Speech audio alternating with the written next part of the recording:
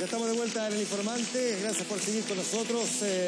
Vamos a conversar de política y esto está bien interesante. ¿Sabes? El promedio de edad, estábamos revisando aquí el dato en el Congreso en Chile de 53 años. El promedio de edad de quienes están con nosotros aquí es inferior a los 30 años. No voy a decir quién sube el promedio, ¿no? Pero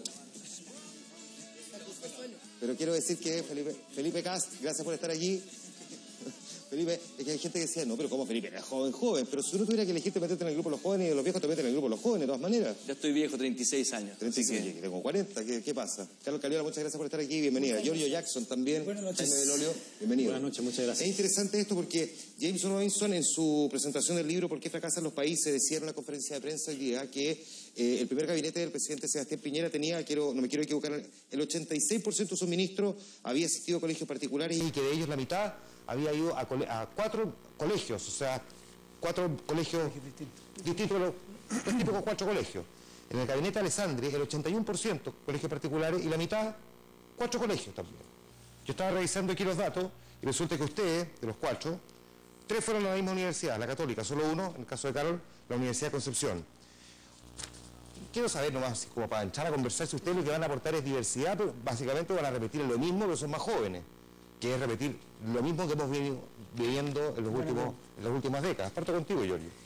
Yo creo que es una súper buena pregunta porque un tema es la procedencia, que básicamente es fortuita, o sea, cada uno tiene un lugar de procedencia que no elige, y otro es lo que quiere hacer con su vida, o sea, en el fondo uno se va emancipando, va tomando decisiones con respecto a lo que quiere hacer en su vida y yo al menos he ido descubriendo, no fue algo espontáneo que yo desde chico dijera que quería hacer, pero he ido descubriendo que la política y el servicio público es algo que a mí me motiva más que cualquier otra cosa, y de hecho quiero volcar mi carrera, que es la ingeniería en tecnología, hacia la política, y yo creo que se puede. Y en ese sentido también yo aspiro, y lo he dicho muchas veces, a que si es que llego a tener hijos, no sé, a ponerlos y luchar para ponerlos en un colegio público que sean tanto ricos, pobres, clase media, pueblos originarios, pueblos colonos, todos metidos en un espacio común como lo puede hacer la escuela pública, porque ese es un sueño al que yo aspiro. Porque, Jaime, hasta ahora al menos se va repitiendo la misma lógica. Son caras nuevas, pero terminan siendo 3 de 4 de una misma universidad, por ejemplo. O sea, si ustedes llegaron al Parlamento, más o menos estamos replicando el modelo, ¿no?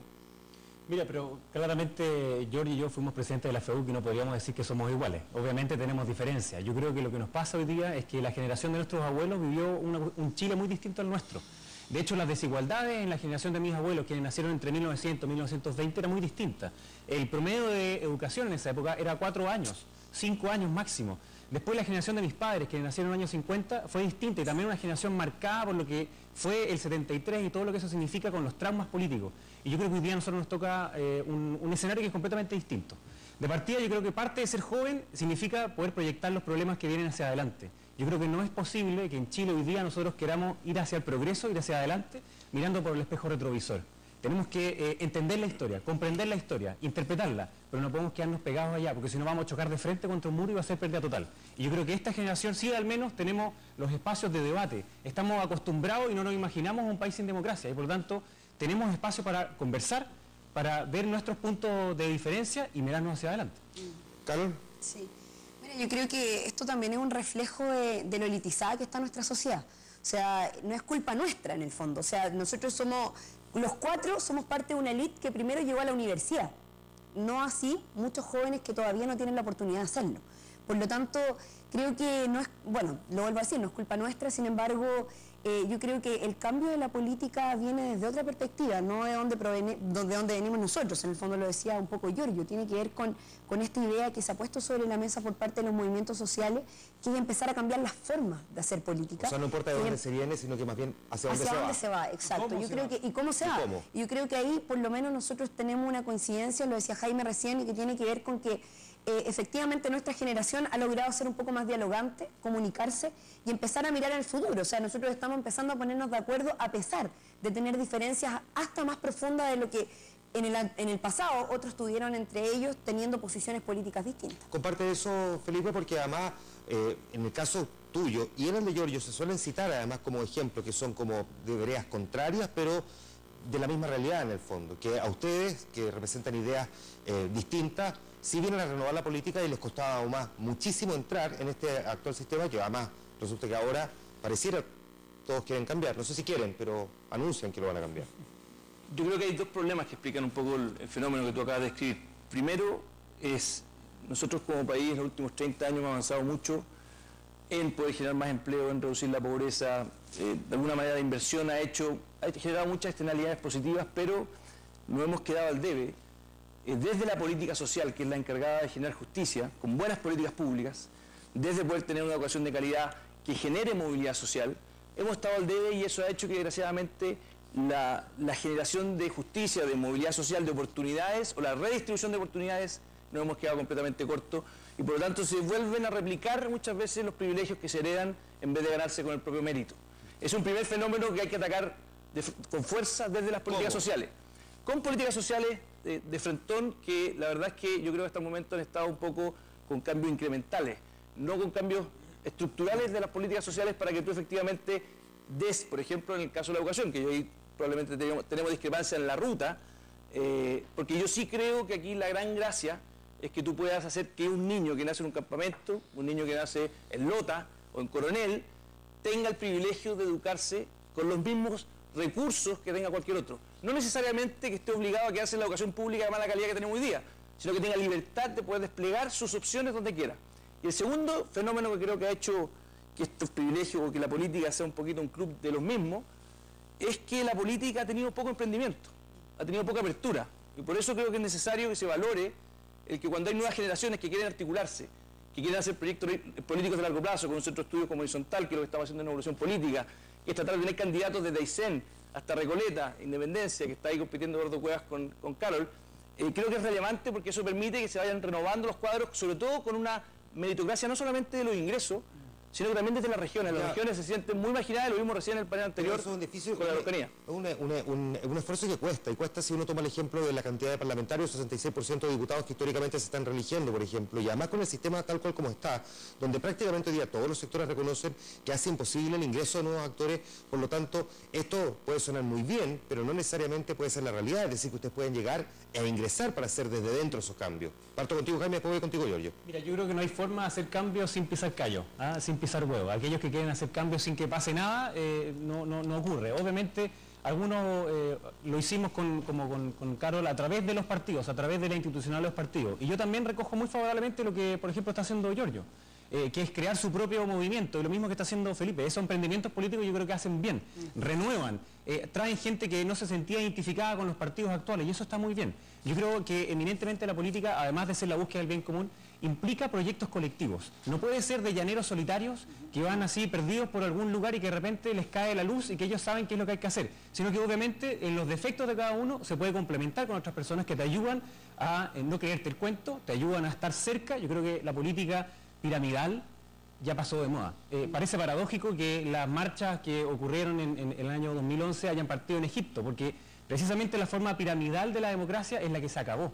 Ya no sirve esa cuestión de que un grupito desde arriba va a mandar hasta la base, sino que las personas necesitan participar en la toma de decisiones. Ya. Giorgio, ¿qué te tocó la palabra? Sí, yo quiero tratar, siempre lo he tratado de reivindicar el hecho de que no por ser jóvenes somos mejores. El que seamos jóvenes tiene ciertas características que nos pueden marcar, nos han identificado, o sea, nos han marcado nuestra trayectoria. Como decía Jaime, quizás no venimos con los mismos traumas que nuestros padres o nuestros abuelos vivieron en la época de la dictadura, sino esto debe tratarse de renovación más bien general. O sea, cuando vemos, no sé, a Iván Fuentes por un lado o a Cristian Cuevas, que nunca ha estado en el Parlamento, son cuadros nuevos en política que traen también prácticas nuevas. Y yo ahí creo que una de las piedras de tope de por qué hoy día lamentablemente no podemos tener una renovación o reemplazo en la política como lo cita Cristóbal Belolio Primo en un libro, es por el financiamiento de la política. Yo creo que ahí está una de las piedras de tope del sistema actual. O sea, hoy día cómo se financian las campañas políticas, cómo funcionan los movimientos políticos y además cómo se accede a poder entrar a una candidatura política, por ejemplo, de diputado. Yo tuve que juntar firmas, inscribir una lista, ningún problema, pero compito contra una dupla, contra la suma de votos de una dupla.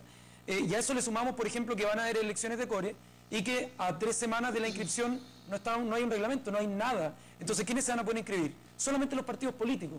Entonces, al final, las leyes se están haciendo un poco a la medida de los partidos que están sobre representados. El único partido que está subrepresentado hoy día es el Partido Comunista de Chile, en cuanto a la representación en votos que tiene y a la cantidad de escaños que ocupan. Sí, tiene una subrepresentación. Al final es un ciclo de repetición de privilegios, no solo en lo económico, sino también en el político. Bueno, pero ahí, ojo que también le cae una responsabilidad brutal a los partidos políticos que tuvieron una oportunidad única de abrir la cancha con las primarias.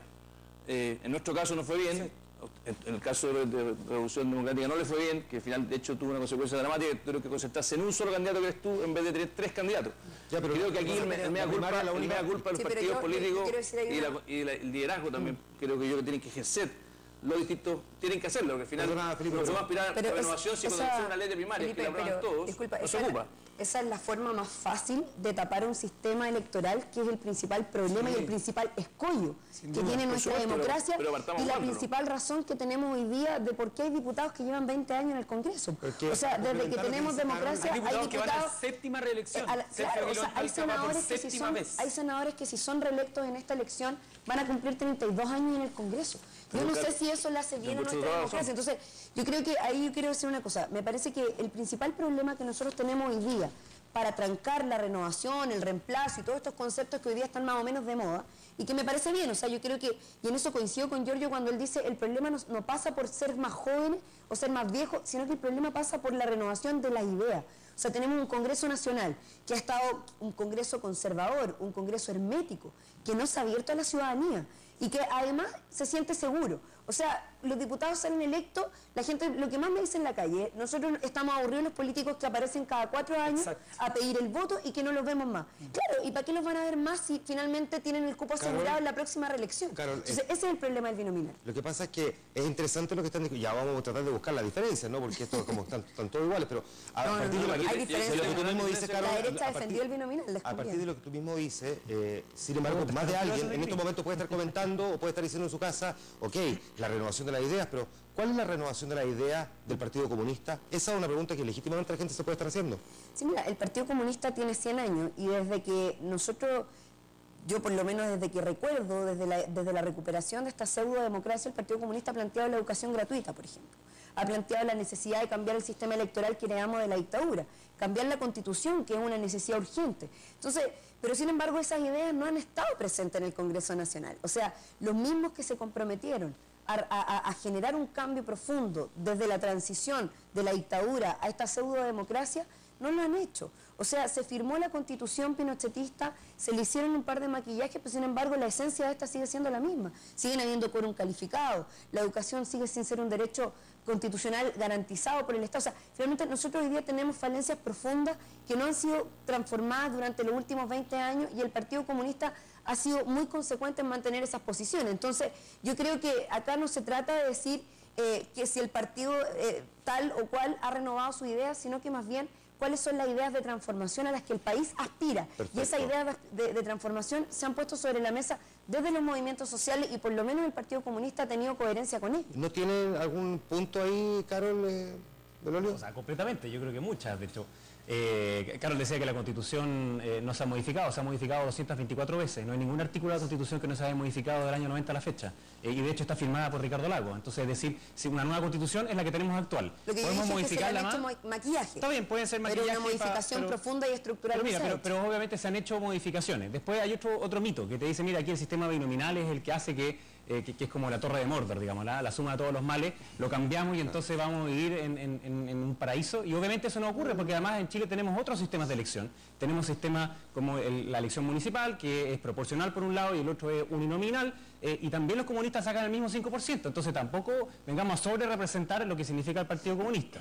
Y por último, cuando Carol dice, oye, los sistemas hoy día se entrampan en la Asamblea Constituyente. Bueno, el candidato que planteaba una Asamblea Constituyente en la última primaria sacó un 3% de los votos. Entonces tampoco magnifiquemos lo que la calle dice, porque en verdad si uno solamente escucha a quienes más gritan, no va hacia lo justo. Hay unas mayorías silenciosas que también hay que escuchar. Yo acabo de estar en el Palpi, en Paine, donde un grupo de personas estaba hablando sobre delincuencia y ellos no salen a reclamar.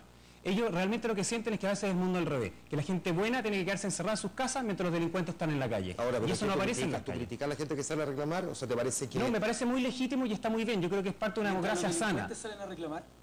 O sea, nosotros somos delincuentes. No, yo no dije eso. Dije, mientras los delincuentes están en la calle, dije, mientras ellos están libres y no en preso. A mí me parece bien y legítimo que las personas se puedan manifestar en la calle. Otra cosa distinta es que hayan encapuchados que hagan desmanes. Y yo creo que quiero separarlos además, porque yo no creo que quienes se manifiestan a través de, por ejemplo, una educación gratuita, universitaria, que estoy en desacuerdo. ¿Es legítimo, Jaime, escuchar a la gente que sale a manifestarse a la calle? Me parece muy legítimo. O sea, no es legítimo escuchar, por ejemplo, a todos los ciudadanos de Quellón que salieron a pedir un hospital, o a la gente de Tocopilla que está pidiendo que haya mayor dotación de profesionales en su hospital. Por supuesto que hay que escucharlo. Pero no se escucha. Pero claro, yo creo que aquí hay una oportunidad enorme de que hay un consenso de que el sistema político tiene que modificarse. Tuvimos un maquillaje, pero tuvimos una oportunidad brutal de que aquellos que dicen que tienen que cambiarlo, que según tú es la concertación, tuvieron la oportunidad enorme de haber ocupado primarias para poder abrir la cancha y no lo hicieron. De hecho, al final le protegieron el cupo a la Camila, no quisieron hacerle primaria a Revolución Democrática. Yo creo que de verdad... Sí, fue primaria. ¿Quién? Yo fui primaria. Sí, pero no legales. La gané, pero... Está bien, pero lo que digo es que se podría haber hecho mucho mejor. Yo al final creo que hay un doble estándar cuando se dice quiero cambiar el sistema criminal, pero en el minuto en que me toca a mí poner en riesgo mi cupo, no hago primaria. Entonces, al final del día, ojalá que esta conversación fuese un poquito más genuina, y de hecho desde Horizontal estamos planteándole a Evelyn Matei que es muy necesario que podamos tener una reforma del sistema binominal para abrir la cancha y que sobre todo movimientos que emprenden, que son nuevos, que quieren oxigenar la política, puedan hacerlo y no tengan que recurrir a pedir permiso, a juntar firmas, a que tengan que doblar a los otros. ¿A ti además te tocó vivir un momento Sí, mira, yo ya estoy cansado de hacer una crítica que tiene que ver con el sistema político, porque también hay que empezar a hablar de las ideas, porque si no se entrampa y la gente también se cansa un poco de esta pugna que tiene que ver solo con la consecución del poder. También que la política se trate de la consecución del poder, pero sobre algo, sobre un proyecto. Sobre idea, ¿no? Ahora, yo quería hacer un análisis de por qué distintas expresiones de las movilizaciones desde el 2011 han ido explotando. No tiene que ver con que sea el gobierno de Piñera, sino fueron explotando por una consecución de políticas que se fueron acumulando y que fueron dando una situación de crisis.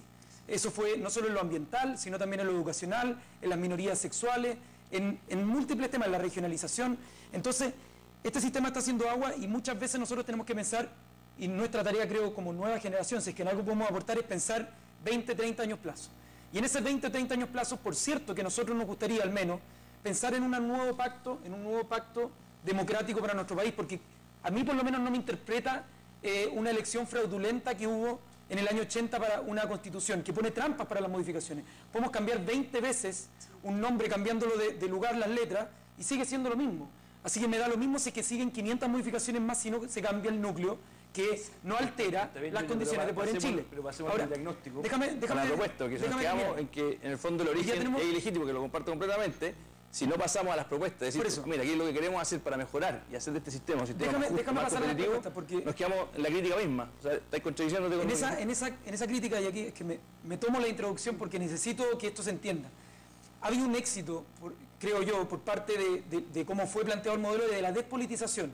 El modelo de Jaime Guzmán, básicamente era el gremialismo despolitizar los cuerpos intermedios, que solamente se ocuparan a su tema gremial y que no solidarizaran con el problema del otro, de su par, de que esté en otro lado. ¿Es tu interpretación sobre el gremio? Esa es la interpretación que ha sido un éxito. Nosotros somos hijos de un sistema totalmente despolitizado. Yo lo digo como yo fui presidente del movimiento gremial, digamos. Ahora, los especialistas siempre decían, no nos metamos con los trabajadores porque los estudiantes se preocupan de los estudiantes y los trabajadores las cosas de los trabajadores. La mayor panadero, o sea, pastelero. El mayor éxito de la movilización social en Chile fue la unificación de los trabajadores. Lo que nosotros no queríamos estudiantes. es que se repita en Chile que para ser miembro de un club deportivo tú tenés que militar en un partido político y que las federaciones de estudiantes sean utilizadas como una herramienta más de los partidos políticos. Eso no tiene por qué pasar por la despolitización. Eso pasó en Cuba. Yo viví un año en Cuba. Sí, pero eso no tiene que pasar por la despolitización. El partido político monopolizaba y instrumentalizaba cualquier cuerpo intermedio. De hecho, mi mujer es cubana y le ha tocado sufrir en carne propia, lo que significa no tener libertad de expresión y de poder tener autonomía a los poderes políticos. Así que el riesgo existe. Terminar, aunque lo haga más breve,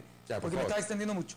El problema, creo yo, tiene que ver con el individualismo hoy día en todas las políticas públicas. La AFP tiene que tener un sistema individual de seguro para tu pensión. La gente de los centros adultos mayores es... Pero si tenemos todas las posibilidades de los públicos públicas de hacer la vega, no se ha hecho. Pero es terrible. El individualismo en la... De acuerdo, el público está vuelto loco. No, en la ISAPRE es lo mismo. Un seguro privado para poder tener la educación, lo mismo. Entonces, esa suma de individualidades lo que hace es que la gente crea que la política no le sirve de nada. porque aquí es sálvese quien pueda. Exacto. La sociedad del que puede y el que no puede, bueno, mala suerte. ¿Y de quién es esa culpa? Si tú puedes, bueno, de los creo yo políticos que tenían que hacer una política social bien ejecutada. Bueno, bien pero diseñada. eso Y parte cuando de la yo asumí concepción. como ministro de Planificación, que después de 20 años de la concertación, la primera pregunta que hice es ¿cuántos programas sociales existen? Nadie tenía idea. Al final no se tomaron en serio lo que significa tener ética del gasto social. Si tú agarras el gasto social y lo repartes entre las personas que viven en pobreza, te da 500.000 pesos al mes por persona. O sea, te da hasta 2 millones de pesos por familia. Y esa ética del gasto social, de tener políticas públicas rigurosas, bien evaluadas, de confiar en la política, la buena política, donde podemos realmente diseñar esos mínimos sociales que queremos, es la que está ausente. Y por eso creo que es tan importante crear el Ministerio de Desarrollo Social en el centro y que se fuera la moneda a hacer la pega. Que le falta muchísimo empoderamiento para que con Chapese Hacienda, estoy 100% de acuerdo, porque sigue esa inercia de que Hacienda es como un contador, pero que no se evalúan y no se cortan los programas sociales malos y se potencian los buenos. Mira, yo creo que yo ahí no coincido, yo creo que el problema, y Giorgio lo plantea muy concretamente, él hace un diagnóstico que clarifica mucho la situación que estamos viviendo. Yo creo que esto responde a un modelo económico, político, cultural que fue inserto en este país y que de hecho nadie podría negar que ha sido exitoso para quienes querían que se implementara. O sea, un modelo que privatizó los derechos sociales como la salud y la educación. Que bajó la pobreza. Un modelo que hasta el día de hoy ha priorizado los derechos de las empresas por sobre los derechos de los ciudadanos. Un modelo que ha hecho que los ciudadanos tengan que competir entre ellos. O sea, esta lógica del superhéroe, del que quiere puede, no es real. O sea, hay jóvenes en este país que sencillamente no tienen oportunidades. Pero claro, y eso independiente de que pudiéramos hacer todos los programas sociales, el programa Puente, el programa Chile Crece Contigo, o sea, todos los programas sociales que queramos, finalmente aquí hay un problema de distribución de recursos. O sea, la torta está mal repartida y la desigualdad es lo que genera la segregación. Para que no pase como suele ocurrir tantas veces, ¿no? Que el diagnóstico es como súper claro y casi coincidente en muchos aspectos, pero la ausencia de las ideas de hacia dónde llevar la cosa es lo que uno esperaría, donde marquemos, digamos, la diferencia. O si es que hay las similitudes, pero marquémoslas, digamos. Quiero empezar a escuchar propuestas. Voy a partir contigo, Jaime, sigo aquí la ronda contigo después, Felipe. Mira, lo que pasa es que yo creo que hoy día estamos discutiendo una cuestión que me parece súper bien, que es que cada uno está desde una posición diciendo qué es lo que nos gustaría hacia adelante. Y algunos te plantean que básicamente toda la solución viene de parte del Estado. Entonces que cualquier problema que haya, tiene que venir el Estado a solucionártelo. Y que un grupo de personas, por muy brillantes que sean y por más que quieran a la sociedad, van a ser capaces de resolver los problemas de cada uno de los individuos y de la sociedad. Y eso ha fracasado consistentemente en todas partes del mundo. ¿Por qué? Porque no es posible que un grupo de iluminados sentados ni en la moneda ni en ninguna parte sean capaces de solucionar los problemas de los chilenos. Entonces, cuando dicen aquí hay un modelo neoliberal, oye, si no hay un modelo, no existe ese modelo. Lo que existe es la libertad de las personas y además existe un Estado que tiene que ser subsidiario, tiene que acompañar, ayudar, empujar a aquellas personas para que puedan alcanzar ellos mismos su máximo potencial. ¿Tú crees que la gente es libre hoy día en Chile? Yo creo que obviamente es libre y puede ser más libre todavía. Entonces, por ejemplo, para marcar una diferencia con Giorgio y con Camilo. ¿Una persona de La Pintana es libre de elegir qué colegio va a estudiar su niño? Bueno, pero ¿cuál es el modelo adicional? ¿Cuál es el modelo adicional? Que solamente todos seamos rehenes de las escuelas públicas. No es libre. Entonces déjame decirte una cosa. Yo creo que es súper importante que, por ejemplo, nosotros volvamos a dignificar nuestros colegios. Y ojalá cuando un niño entre adentro de la escuela, más importante que cuántos pizarrones haya, si hay computadores o no hay computadores, es el respeto que hay adentro de esa sala de clase, el respeto hacia el profesor. Y además que en vez de empezar a pensar en gastar más plata en educación gratuita universitaria, la gastemos en educación preescolar. Porque es allí donde se producen las diferencias. ¿No es excluyente?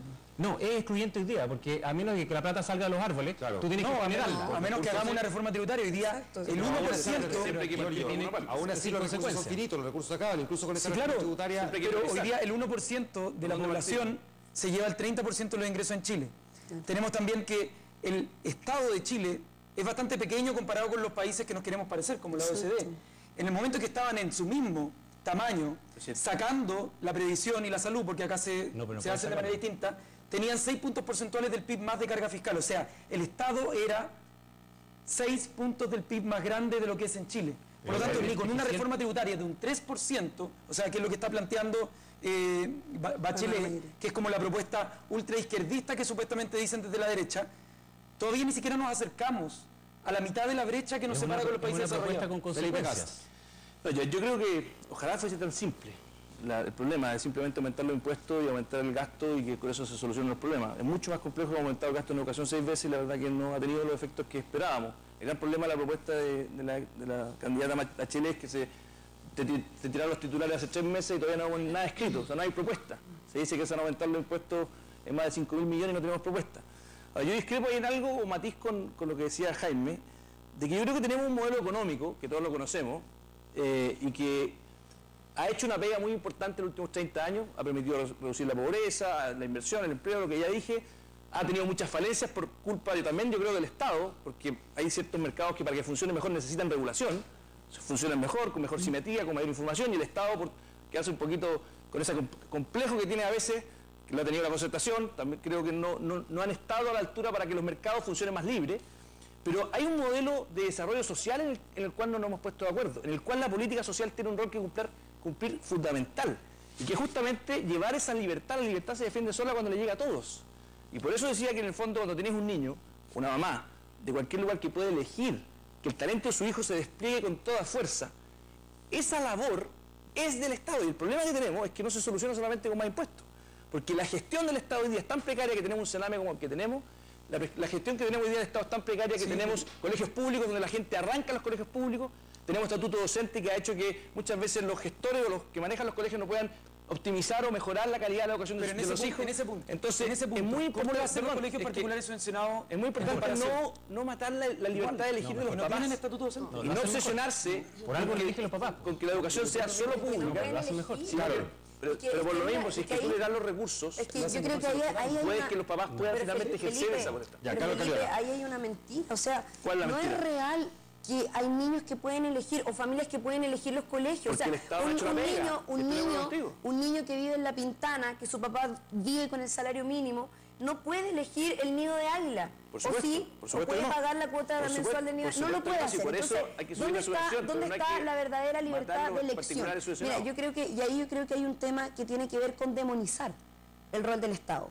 Y claro, es súper fácil para la derecha decir, no, el rol del Estado, el Estado es ineficiente, los hospitales son ineficientes, el Estado no ha estado a la altura. Claro, si finalmente la administración que hemos tenido del Estado en los últimos años lo ha reducido a su mínima expresión.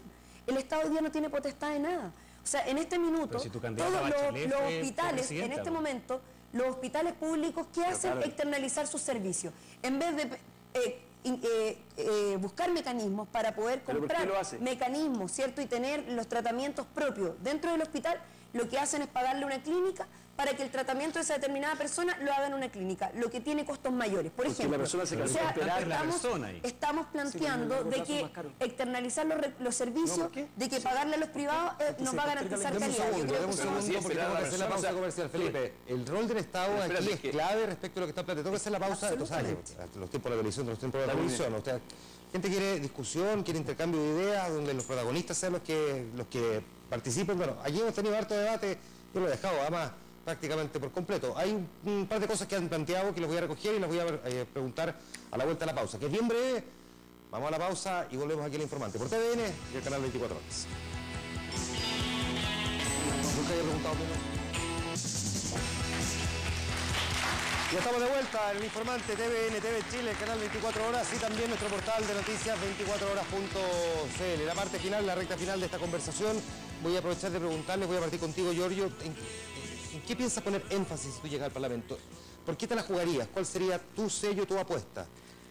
Mira, Juan Manuel, yo acá los diputados yo me iba dando cuenta porque venía muy con el sesgo de educación, pero de que hay múltiples temas y aristas y preocupaciones de la gente que no solamente tienen que ver con la educación, a pesar de que es una demanda tan transversal, pero yo quiero poner más el centro en la política. A mí me gustaría aportar en la reivindicación de la política. Yo voy a ser un diputado, si es que salgo electo, bueno, va a salir Giorgio, de 120. Por lo tanto, yo solo le digo al tiro a la gente que no voy a poder hacer todos los cambios que a mí me gustarían, a no ser de que haya una presión social, a no ser de que haya una politización de las personas para con esas ideas. Entonces yo me voy a preocupar de hacer de la política una actividad digna. Lo estamos haciendo desde la campaña, estamos tratando de reducir al máximo el gasto, no estamos recibiendo donaciones de empresas, no vamos a recibir donaciones reservadas, estamos tratando de hacer lo máximo posible para reencantar a las personas con las prácticas, con honestidad, en el fondo, aunque perdamos votos de repente. Yo le he dicho a la gente, la única promesa que le puedo hacer es que no vamos a estar 100% de acuerdo, porque nunca uno tiene un candidato del 100% de acuerdo. Entonces a mí me gustaría aportar con una visión súper crítica y no autocomplaciente. O sea, saber que lo que vamos avanzando puede ser en un horizonte un paso, pero no andar levantando los brazos y diciendo que aquí se cambió toda la política, mintiéndole a la gente de una manera descarada, para que después tengamos índices del 35% de votación, que al final no hacen representativa nuestra democracia. Jaime Del Olio, ¿por qué te la jugarías tú en el Parlamento? Mira, a mí me gustaría preocuparme de aquellos temas que a las personas en sus casas les producen alguna ansiedad con respecto al futuro. Y eso tiene que ver, por ejemplo, con educación. Que ojalá, que sin importar el lugar donde nazca un niño, sea su talento y su esfuerzo lo que lo lleve lejos. Y eso significa devolverle la dignidad a lo que pasa dentro de la sala de clase. En salud, que no sea posible más que una persona tenga que esperar 6-7 meses para que le hagan un examen en el hospital con su famosa interconsulta. Que los adultos mayores no tengan que despertarse a las 5 de la mañana para ir a hacer la cola, para tener la hora en el consultorio y quedar más enfermos. Que en seguridad las personas se sientan en confianza de poder ocupar los espacios públicos, las calles, y que no tengan que estar encerrados en sus casas. Y que en transporte nos dejemos de transportar como si fuéramos ganados. Que no tengamos más una ciudad completamente segregada donde no nos conozcamos unos y a otros. Ahí van a estar tus sellos, ahí tú vas a presionar por avanzar en esos proyectos. Yo no me voy a quedar tranquilo hasta que efectivamente en esas áreas avancemos. Y tú, Felipe Kast, ¿cuánto de lo que tú trabajaste como ministro esperarías que se viera reflejado también en proyectos en el Parlamento, independientemente de que el gobierno que toque no sea eventualmente de tu mismo color político, para tú poder avanzar en algo de continuidad en el trabajo que ya te tocó hacer? Yo creo en una profunda revolución en la política social chilena, que creo que ha sido el hermano pobre de nuestro modelo de desarrollo. En Santiago Centro me ha tocado ver con mucha angustia la sensación de que las familias están encerradas en sus casas. Y el barrio, esa sensación de que su libertad no solamente puertas adentro, con su pega, levantarse en la mañana, ir a la pega, volver, sino que el barrio, esas rejas, incluso cuando tocáis puerta a puerta, tienen que buscar la llave para abrirte la puerta porque se sienten encerrados. Yo creo que ahí hay un pecado de omisión de la política, no hacerse cargo de que esos espacios públicos sean más igualitarios, más inclusivos, y por lo tanto espero que empujar hacia esa política social más inclusiva, con un énfasis en destruir los guetos de pobreza, en un espacio urbano, una ciudad distinta, es lo que me emociona. Carol, ¿cómo te trazaste tú tus objetivos para llegar al Parlamento y cuáles son esas convicciones que te gustaría que se aplicaran cuando estés en el Congreso? Yo creo que hay dos cosas, y Giorgio hacía mención a una de ellas, que tiene que ver con cambiar las formas de hacer política que han imperado en este país durante mucho tiempo, y que yo creo que tienen tan desencantada, sobre todo a los jóvenes, con la política, y nosotros creemos que podemos contribuir mucho en esa dirección. Pero por otro lado también están las transformaciones estructurales, y ahí yo creo que el énfasis tiene que estar puesto en las reformas políticas y en las reformas sociales. En las reformas políticas, cambiar la Constitución yo creo que es una urgencia. Nosotros proponemos como mecanismo la participación ciudadana dentro de un proceso de cambio de la Constitución. En eso la Asamblea Constituyente se ha levantado como una de las formas para cambiar la Constitución. ¿Te parece que hay otra que es Hay otras formas también, y se están estudiando. Yo creo que lo más importante es que la nueva Constitución no sea impuesta, sino que sea escrita y desarrollada y redactada por el pueblo de Chile. Y otras cosas también que además del cambio del binominal, que además involucra algunos aspectos de la Constitución. Y por otro lado, la educación gratuita de calidad es una urgencia. Yo quiero poner mucho énfasis en un nuevo sistema de salud. Yo creo que la salud en Chile ha sido absolutamente postergada. Lo que decía antes, o sea, la externalización de los servicios. Jaime decía que la gente se tenga que levantar a las 5 de la mañana a pedir una hora en el consultorio. La atención primaria no es integral. O sea, no hay dotación de profesionales en los consultorios, en los hospitales. Y obviamente también hay algunos elementos, y yo lo vivo particularmente en Recoleta Independencia, donde soy candidata, como por ejemplo la presencia de los adultos mayores que hoy día no tienen pensiones dignas. Yo creo que el sistema de pensiones en Chile fracasó. Las AFP que nos impusieron durante la dictadura, y que hasta el día de hoy siguen siendo para muchos la panacea, para aquellos que viven las consecuencias del sistema de pensiones, están viviendo en situaciones absolutamente indignas, y creo que ahí también hay que poner un foco. Todos van a querer seguramente dar la segunda vuelta, pero no alcanza porque se fue el tiempo ya. Lo único que quiero decirle a los televidentes es que este programa, por supuesto, que va a estar puesto en 24horas.cl, y cuando sean las elecciones parlamentarias, si es que alguno de los cuatro ganan, con el paso del tiempo, pues ustedes lo pueden revisar y pueden ahí anotar cuáles fueron las cosas que les gustaría haber impulsado, si es que las consiguieron o no. En este mismo programa, Pedro Cayuqueo, periodista, hace un rato también hacía un llamado a la cordura y ver cuánto este discurso se logra mantener a partir de lo que ocurrió en Ercilla, y el senador Alberto Espina también se comprometió a varios aspectos para tratar de avanzar en defensa precisamente de lo que está ocurriendo en esta zona. Le quiero agradecer a los cuatro que hayan estado aquí debatiendo. Muchísimas gracias al público. Apláudense. Nadie comentó. Señor director, podemos poner lo que teníamos ahí atrás hace un rato. Teníamos una pantallita que mostraba el Congreso con una... Eso, nadie comentó el me gusta. Muéstrelo. De Facebook. Sí, me gusta, ahí está bien. El me gusta. El aporte, no estoy equipo. Me gusta. A mí me gustó por lo menos, ya. Gracias. Gracias, nos junto con ustedes mañana a las 6 de la tarde por el canal 24 Horas en Noticias 24 y después en Vía Pública. Que estén muy bien, descansen, nos vemos un ratito más en medianoche. Buenas noches.